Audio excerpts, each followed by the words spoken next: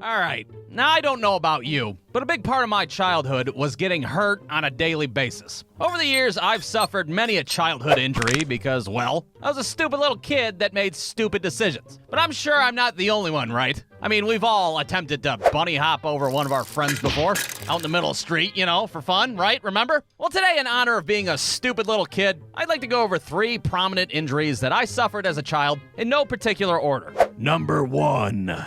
All right, now if you guys weren't sliding down your stairs with a sleeping bag when you were a kid, I don't know what the fuck you were doing with your life. To me as a child, there was no cheaper adrenaline rush than going 0 to 60 down 14 steps in your living room. And sure, I'd get hurt. I'd get hurt all the time. But it didn't matter because that fucking staircase would call out to me all the time. Hey, you little 8-year-old bitch. I bet you can't slide down my ass with your fucking Steve Urkel sleeping bag. Oh, bitch-ass stairs, I'm not afraid of you. You're on.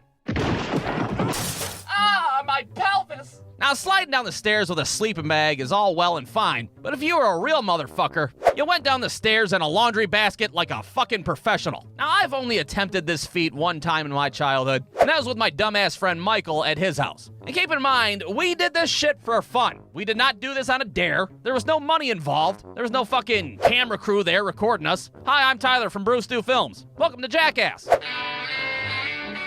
Nope, just 2 kids, a laundry basket, and a dream. That's all we needed. I mean, we did have adult supervision, all right? We weren't complete maniacs. We had fucking Michael's drunk-ass stepdad passed out in the living room. It'll be fine. And in our heads, this little stunt was gonna work flawlessly. We were gonna maneuver this Kmart laundry basket down a flight of steps, maybe do a fucking victory wheelie on the bottom landing, then probably pop champagne bottles in the winner's circle of the goddamn laundry basket classic. But instead of that happening, well, something like this happened instead. We crash onto the landing like we're on the ass end of a Home Alone booby trap. The laundry basket explodes on impact. Michael's stepdad wakes up and he's like, "Oh shit, are you boys all right? Somebody call 911.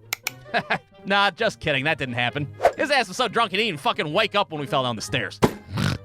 Piss off, officer, I'm fine, I only had 2 beers. But if he had woken up, he would have woken up to the scene of 2 broken children at the bottom of a staircase. Not only did I bite the shit out of my tongue on the way down, but I fucked my right shoulder up 6 different ways to Sunday. Now, did I dislocate my shoulder? Did I possibly break my clavicle in half? I have no idea, because I didn't tell anybody about it afterwards. All I know is that my shoulder fucking hurt for multiple months afterwards, and I lost a good 12 miles an hour off my Little League fastball. Hell, even today as an adult, if I wipe my ass too quickly on the toilet, I get a sharp pain in between my fucking shoulder blades.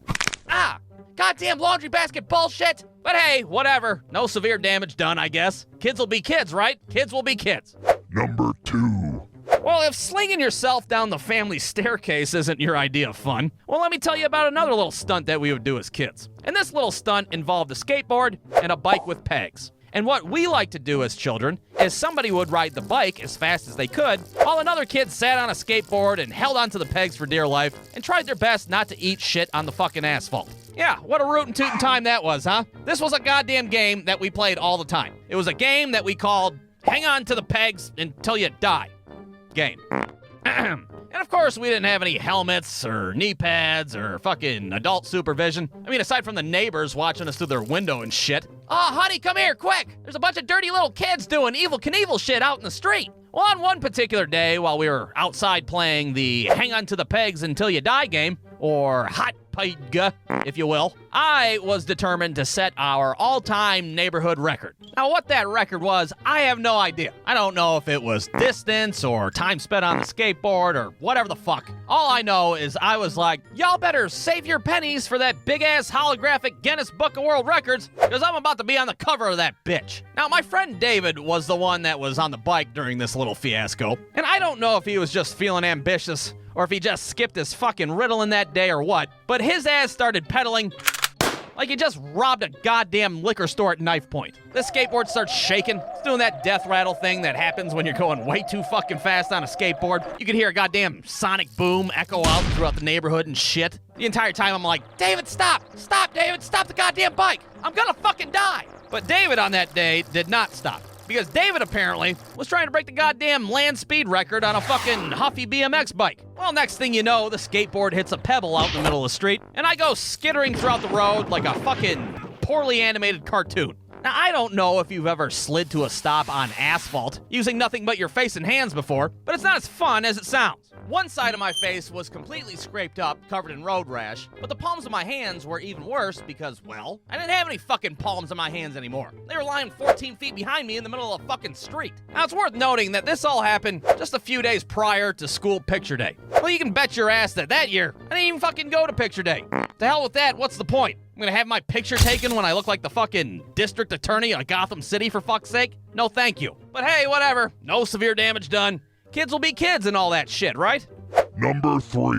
Alright, now this last childhood injury happened a very long time ago. It was way back when my dad would take me with him to go play pickup basketball games at the park. Yeah, that's right, back in the day, my dad was basically fucking Woody Harrelson's ass in the movie White Men Can't Jump. What a time to be alive. Well, while him and Wesley Snipes would be on the court hustling the shit out of people for money, my little ass would be hanging out in the playground. And it was during one of these sessions on the playground where I was on top of the jungle gym doing kid shit, minding my own business, when all of a sudden some punk-ass kid from down below starts talking shit to me. Hey, you up there. You're a fucking fart knocker. How do you like that shit? Now, at first, I was just confused, because I had no idea who this kid was, or why he was throwing out unsolicited fart knocker insults all willy-nilly. But this little freckled fuck just kept going on and on and on. Yeah, I'm talking to you, you dick toucher. You like to touch all the gross dicks, don't you? So I lean over the railing and look down, and I'm like, hey, motherfucker, the only dick I touch is my own, you piece of shit. Or whatever the hell I said. Look, I don't have the exact transcript of this conversation, all right? It doesn't matter what was said. What matters is, 5 seconds later,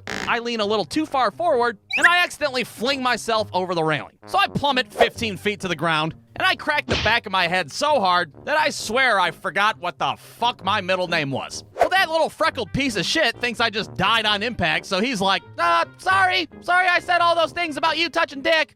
See you later. Now look, I'm not gonna lie here. After falling and cracking my head on the ground, I cried like a little schoolboy bitch.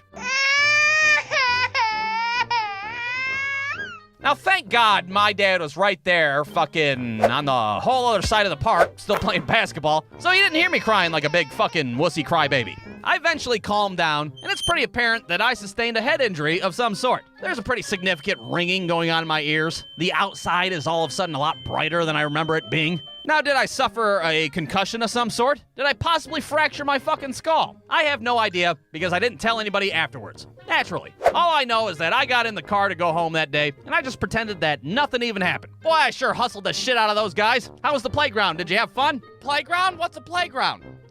What the fuck is my middle name? But hey, whatever. Kids will be kids. No big deal. I was fine. Who cares if I had to fucking relearn how to write my name in cursive? I figured it out. It's not a big deal. So there you have it. There's 3 childhood injuries that stand out in my mind. And if you guys like this video, well, guess what? I could probably make 2 or 3 more cartoons on the same subject because I fucked myself up on a regular basis as a kid.